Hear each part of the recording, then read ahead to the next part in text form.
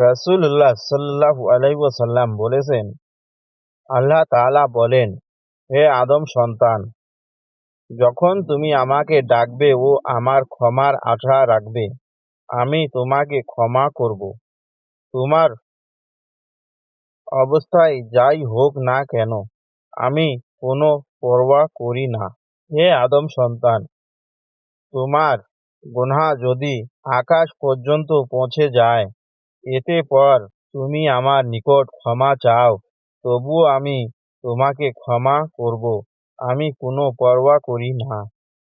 হে আদম সন্তান, তুমি যদি পৃথিবী পরিমাণ পাপ নিয়ে আমার সঙ্গে সাক্ষাৎ করো, কিন্তু আমার সঙ্গে কাউকে শিরিক না করে থাকো, তাহলে পৃথিবী পরিমাণ ক্ষমা নিয়ে আমি তোমার নিকট উপস্থিত হব।